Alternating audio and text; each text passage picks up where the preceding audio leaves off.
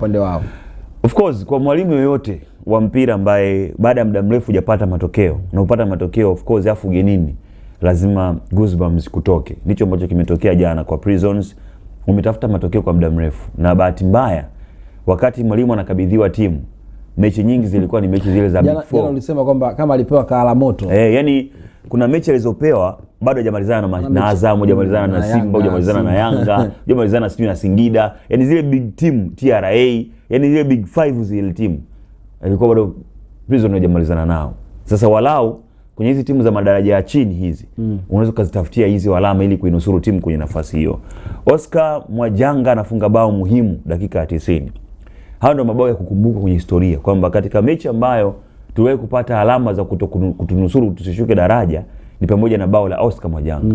Unaweza kushangaa hili bao linabaki kwenye kumbukumbu milele kwenye Prison, kwa timu ya Prison. Kwa hiyo unashangaa ni bao ambalo lina asilimia kubwa sana ya kuhakikisha wao wanabaki katika ligi. Na sio tu inafanya timu iwe calm, timu iwe sasa na utulivu kwa sababu unapopata alama 3 tena away, maana yake mipango inaanzia hapa bana. Sasa sikilizeni, mechi inayofuata, na bahati nzuri kuna break hapa.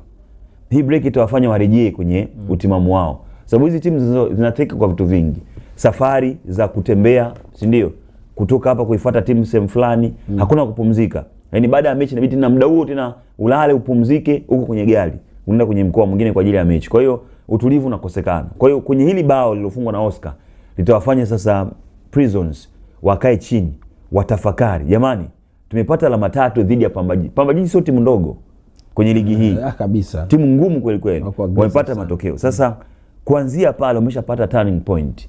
Wataanzia pale na utashuhudia Prison. Na mara nyingi Prison mechi 5, mechi 6 zilizobaki za ligi kwenye mazingira kama haya huwa wanakuwa wabaya sana.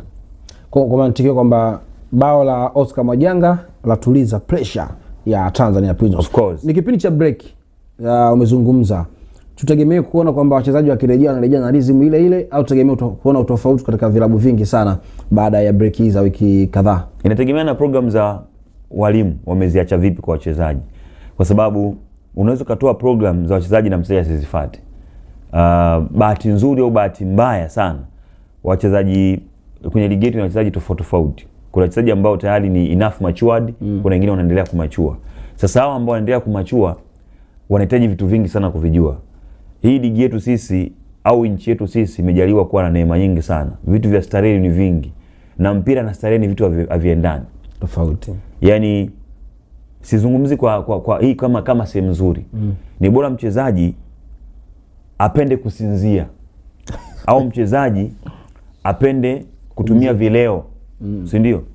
Kuliko wanawake, kuliko dada zetu, si ndio? Ni hatari sana kwa mchezaji. Sasa hii mchezaji ni bora atumie kileo kuliko kutumia wanawake. Of course, yani hata kileo sio kizuri, ila kuna unafuu, si ndio? Kwa afya yako ya mpira. Kwa mfano Steven Gerrard. Steven mzee wa Gerrard yule wakati anacheza Liverpool ni nahodha wa Liverpool. Yani akitoka kucheza mpira, stari yake ya kwanza ni kileo. Anakaa anapiga kileo, maisha yanaendelea. Nasikia hata Frank Lampard alikuwa naye.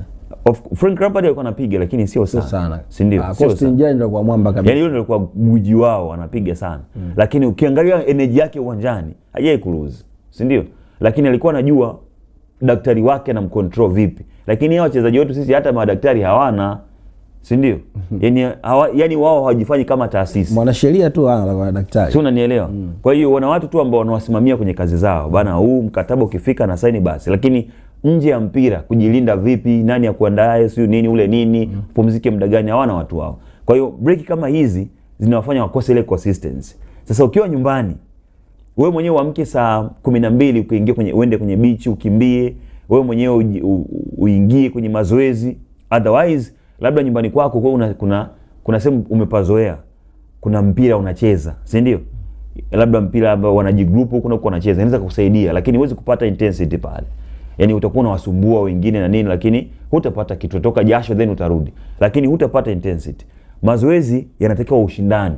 Lazima utafute coach ambaye atakufanya ujitese.